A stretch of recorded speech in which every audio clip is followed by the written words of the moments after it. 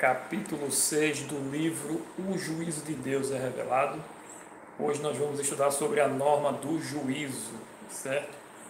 Nós já estudamos aqui 5 capítulos, na realidade mais uma leitura, né? Porque o livro ele é um estudo em si. Estamos no último episódio da primeira mensagem angélica, que chama o povo ao arrependimento, porque a primeira mensagem anuncia que começou o juízo de Deus. Então nós iniciamos do capítulo 3, o 4 e o 5, falando da primeira mensagem, certo, deste livro, e concluindo agora com o capítulo 6, né? Já vimos que o juízo de Deus ele se processa em 3 etapas: juízo investigativo, antes da volta de Jesus, né? Os mortos em Cristo estão sendo julgados neste momento, breve se dará início ao juízo dos vivos, e a segunda parte é o juízo comprobatório, né, durante o milênio, e a terceira parte é o juízo final. E hoje, né, nós vamos ver qual é a norma do juízo, né? Aprendemos que a salvação é unicamente pela graça, por meio do nosso Salvador e Senhor Jesus Cristo, e que a lei dos 10 mandamentos, ela nos mostra exatamente o pecado, né? Ela não nos salva, mas ela tem a função de nos mostrar o que é o pecado, e ela hoje veremos que será a norma do juízo, certo? Se você quiser adquirir o livro, tanto o PDF como o livro físico, você pode aí entrar em contato conosco, e o nosso WhatsApp está na descrição do canal, e também vou deixar na descrição do vídeo, inclusive também juntamente com o link, né, do PDF do livro, juntamente também com a descrição da playlist, certo? Para que você possa acompanhar os demais capítulos, né? Como a gente viu aqui, os 5 primeiros capítulos, e agora vamos para o 6º capítulo, página 22 desta obra, a norma do juízo. Deixa eu chegar logo aqui na página, para que possamos orar, certo? Senhor nosso Deus, nosso Pai, mais uma vez invocamos a Tua presença para mais um estudo da Tua Palavra, desta vez por meio deste livro, onde nós vamos, Senhor, analisar a norma do juízo, que é exatamente a lei dos 10 mandamentos encontrada em Êxodo 20. Dai-nos, Senhor, entendimento, discernimento espiritual, concede-nos o Teu Espírito Santo, em nome de Jesus. Amém. Como visto até aqui, está claro o juízo de Deus, né? Isso é um fato. Deus julgará todas as coisas, certo? Porém, muitos podem se perguntar: o que fazer para se salvar? Qual o critério adotado por Deus para julgar as pessoas? Como foi explicado, o Evangelho significa as boas novas da salvação. E por que salvação? Porque o homem pecou contra Deus e o salário do pecado é a morte. Romanos 6, verso 23. Contudo, Deus forneceu, por meio de Jesus Cristo, um escape para a humanidade. Esta ação de Deus são as boas novas. Jesus morreu em nosso lugar. E como nos apropriar de seus méritos? Unicamente pela fé. Nada do que façamos ou deixemos de fazer acrescentará ou diminuirá a salvação que temos em Jesus Cristo.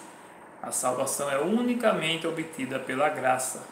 Efésios 2, versos 8 ao 10. Contudo, somos salvos para praticar as boas obras, como o mesmo texto de Efésios, que aponta para a salvação pela graça, nos diz. Efésios 2, verso 10. Veja bem, o homem pecou. E o que é o pecado? Antes de continuar, você vai perceber aí alguns erros de digitação, certo? Esse PDF é o mais antigo, certo? Eu já corrigi esses erros aqui no capítulo 6. O que é pecado? Pecado é a transgressão da lei de Deus. Esta é a única definição bíblica para pecado. Se existe um julgamento, obviamente existe uma lei como norma desse julgamento, a fim de saber se de fato o acusado violou essa lei.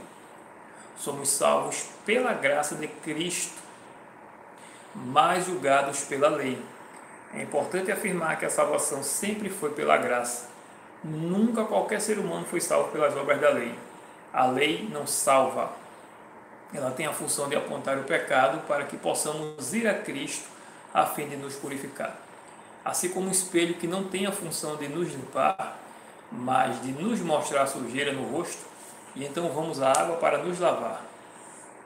Aí ainda tem um erro, né, de digitação, certo? Porque eu faço as coisas pelo celular e aí o corretor, né, ele já tem as palavras ali, algumas palavras, né, já memorizadas, programadas, e aí em vez de sair nos lavar, sai nós lavar, né? Um erro horroroso.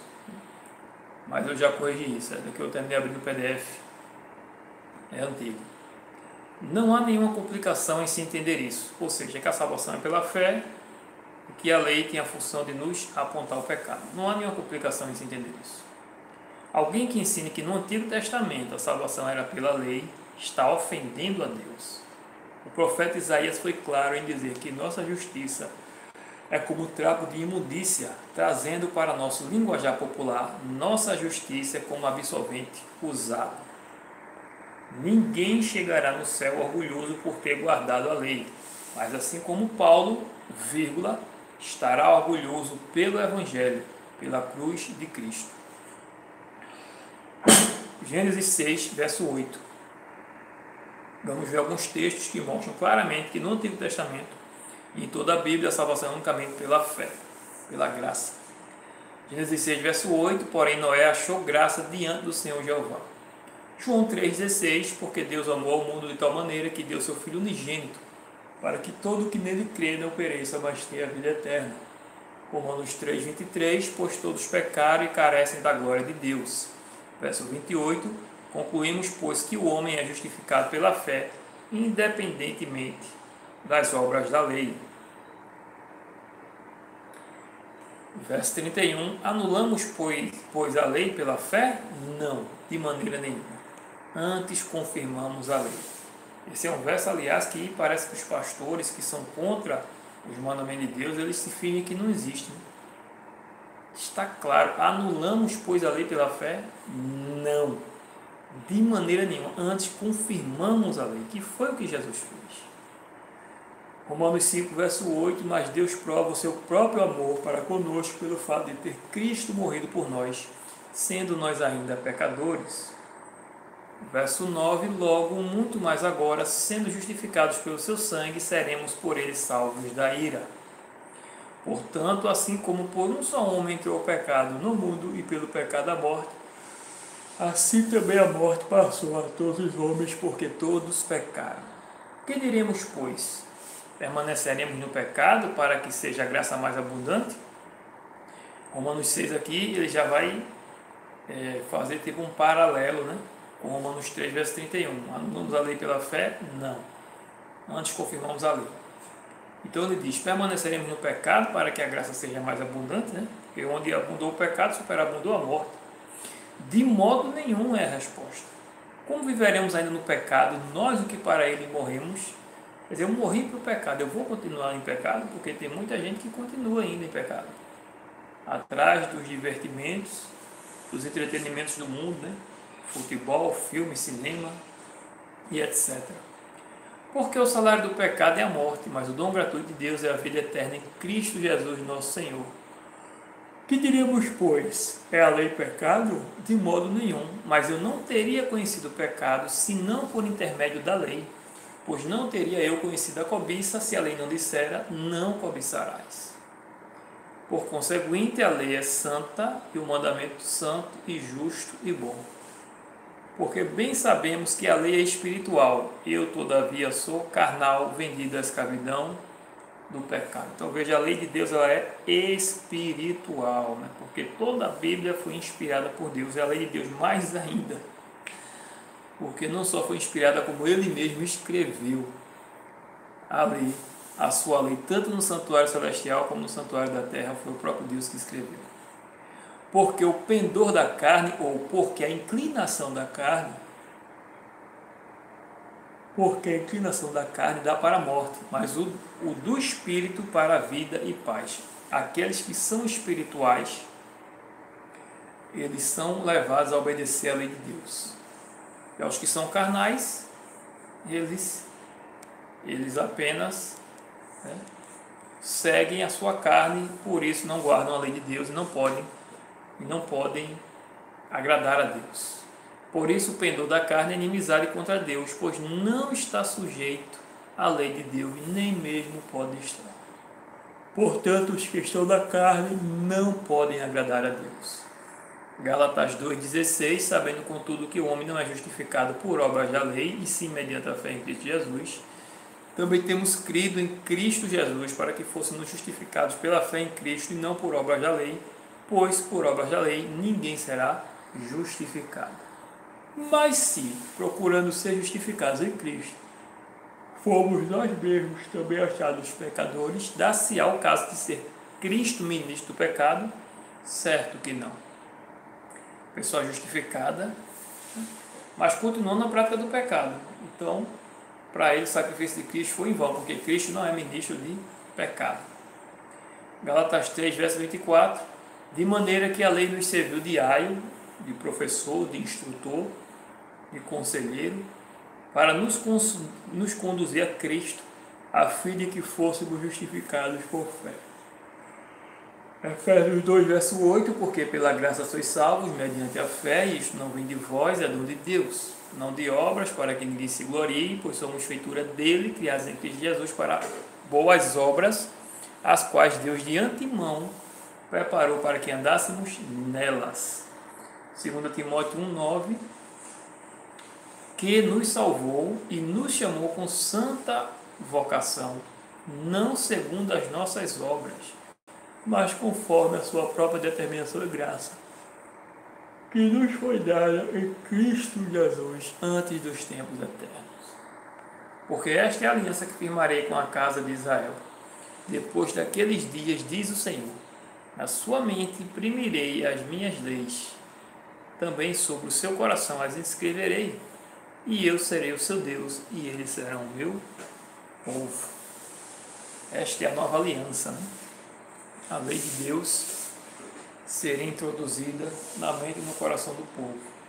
Existem inúmeros textos sobre esse assunto, mas cremos ser esses suficientes para mostrar que a salvação é e sempre foi pela graça, e que isso não anula a lei. Se não houvesse graça, o primeiro casal teria sido fulminado no Éden, e consequentemente não estaríamos aqui. Pois bem, como dito anteriormente, se existe um juízo, existe uma lei, e essa lei é a lei de Deus, conhecida na Bíblia como os 10 mandamentos. Eclesiastes 12, verso 13, traz essa verdade. De tudo o que se tem ouvido, a suma é: teme a Deus e guarda os seus mandamentos, porque isto é o dever de todo homem, porque Deus há de trazer a juízo todas as obras, até as que estão escondidas, quer sejam boas, quer sejam más. A Bíblia não deixa margem para erros, ela é clara. A norma para o juízo de Deus é a sua lei. Guardar os mandamentos de Deus é dever de todo homem. Não se refere apenas aos judeus, mas a todo homem, toda a humanidade. E por que devemos guardar os mandamentos de Deus? Porque Ele vai julgar todas as coisas. Nada passa desapercebido dos olhos de Deus. Tiago faz eco sobre isso, sobre a lei de Deus ser a norma do juízo. Tiago 1, versos 23 ao 25. Porque se alguém é ouvinte da palavra e não praticante, assemelha-se ao homem que contempla no espelho o seu rosto natural. Pois assim mesmo se contempla e se retira, e para logo se esquece de como era a sua aparência. Mas aquele que considera atentamente na lei perfeita, lei da liberdade, e nela persevera, não sendo ouvinte negligente, mas operoso praticante, esse será bem-aventurado no que realizar. Tiago 2, versos 10 ao 12. Pois qualquer que guarda toda a lei, mas tropeça em um só ponto, se torna culpado de todos. Porquanto aquele que disse, não adulterarás, também ordenou, não matarás. Ora, se não adulteras, porém matas, venha a ser transgressor da lei. Falai de tal maneira, e de tal maneira procedei como aqueles que hão de ser julgados pela lei da liberdade. Percebeu? A lei de Deus é a norma do juízo, e ao contrário do que muitos afirmam por aí, repetindo as palavras de Satanás, a lei é boa, justa e santa e perfeita, como afirma Paulo e o salmista. Além disso, Tiago chama a lei de Deus de lei da liberdade, que seremos julgados por essa lei. A lei de Deus não aprisiona, muito pelo contrário, ela é chamada de lei da liberdade, pois a lei é espiritual, como disse Paulo, e nos aponta para Cristo, que nos dá poder para resistir ao mal e não pecar contra Deus. 1 João capítulo 5, versos 2 ao 4. Nisto conhecemos que amamos os filhos de Deus, quando amamos a Deus e praticamos os seus mandamentos. Porque este é o amor de Deus, que guardemos os seus mandamentos. Ora, os seus mandamentos não são penosos, porque todo o que é nascido de Deus vence o mundo. E esta é a vitória que vence o mundo, a nossa fé. Agora que você sabe que os mandamentos de Deus são a norma do juízo, conheça os 10 mandamentos.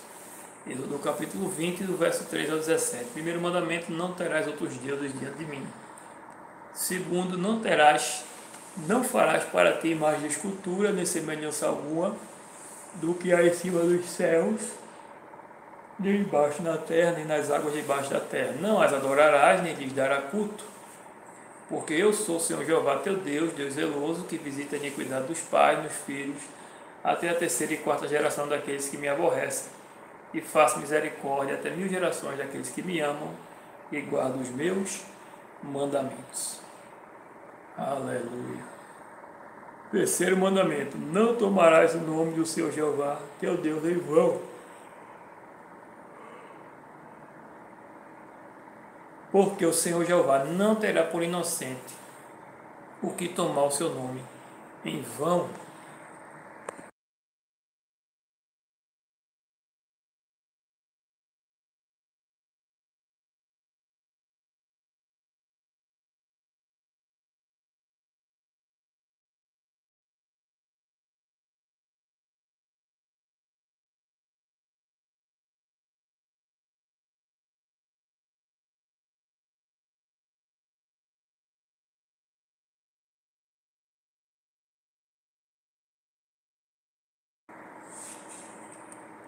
Não tomarás.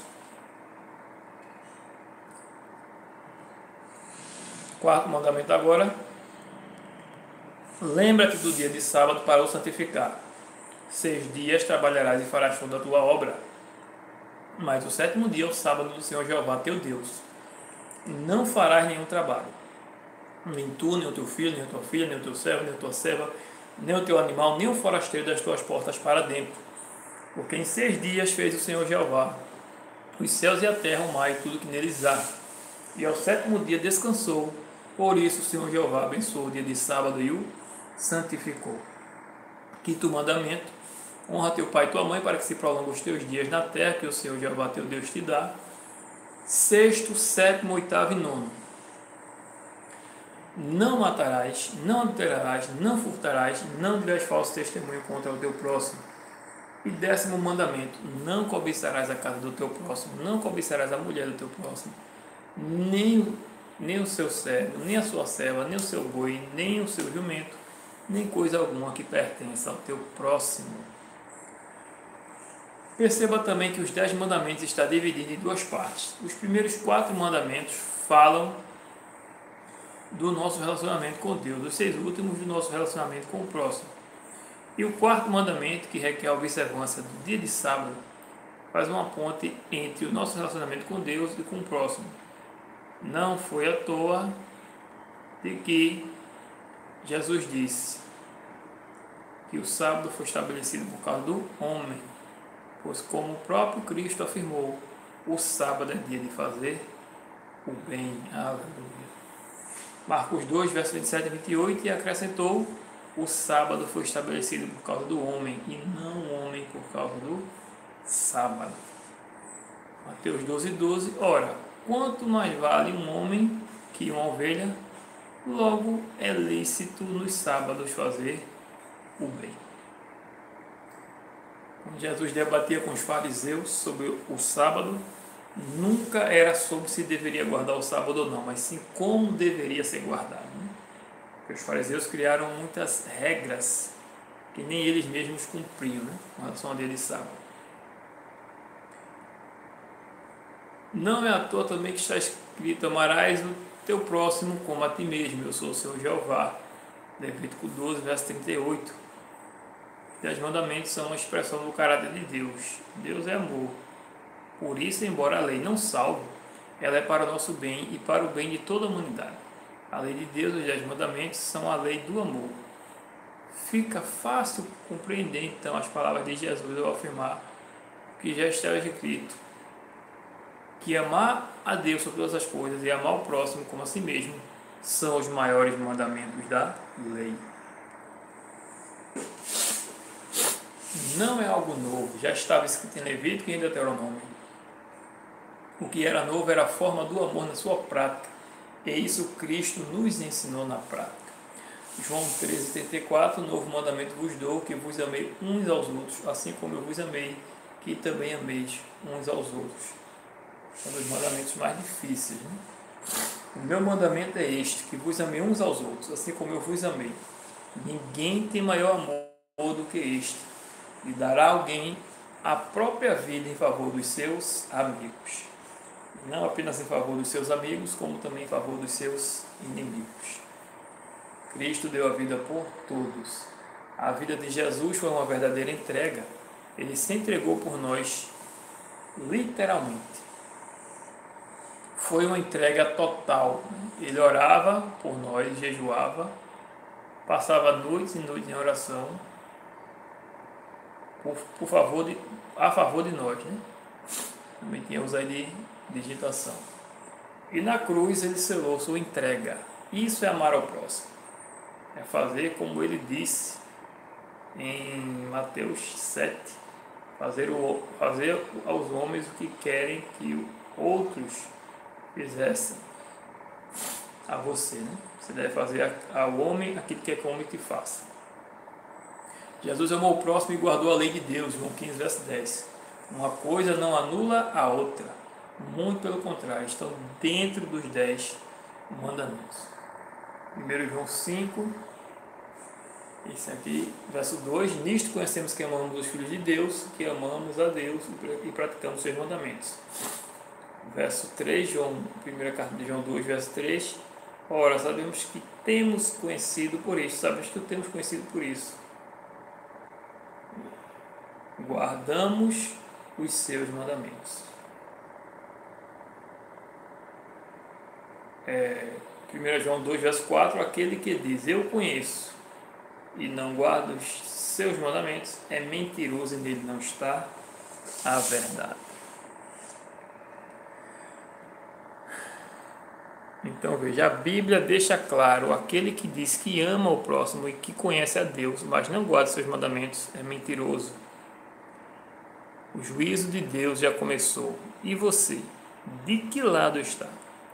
Repetindo de que o juízo de Deus é algo bom, é salvação para o povo de Deus. Não há nenhuma condenação para aqueles que estão em Cristo Jesus e andam conforme o Espírito e não conforme a carne. Aleluia. Daniel 7, verso 9, verso 10, verso 25. Continuei olhando até que foram postos os tronos e o ancião de dias se assentou.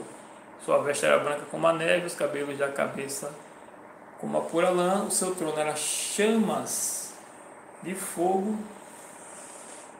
e suas rodas era fogo ardente. Um rio de fogo manava e saía de diante dele, milhares de milhares o serviam e miríades de miríades estavam dentro dele. Assentou-se o tribunal e abriram-se os livros. Daniel 7, verso 25. Proferirei a palavra contra o Altíssimo, uma boa oração do Altíssimo, cuidará em mudar os tempos e a lei. E os santos lhe serão entregues nas mãos por um tempo, 2 tempos e metade de um tempo. Mas depois se assentará ao tribunal para lhe tirar o domínio, para o destruir e o consumir até o fim. Aleluia. O julgamento é algo bom, é salvação para o seu povo. E começa pela casa de Deus. 1 Pedro 1 Pedro capítulo 4, aliás, verso 17. É importante que você saiba também que ao longo da história se levantou um poder que tentou mudar a lei de Deus, conforme Daniel 7:25, acima. E sobre esse poder falaremos no próximo capítulo. O próximo capítulo será quem é Babilônia. Vai mostrar quem é esse poder que tentou mudar a lei de Deus. Certo?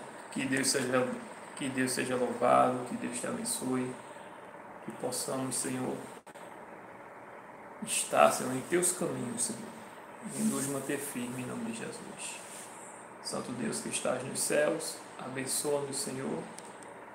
Desde já eu te peço, perdoa nossos pecados, batiza-nos com teu Espírito Santo e nos ajuda, Pai bendito, com as nossas necessidades, Senhor. Cuida de nós, Senhor, cuida daqueles que te buscam, cuida da tua igreja ao redor do mundo, o que te pedimos e agradecemos, em nome de Jesus.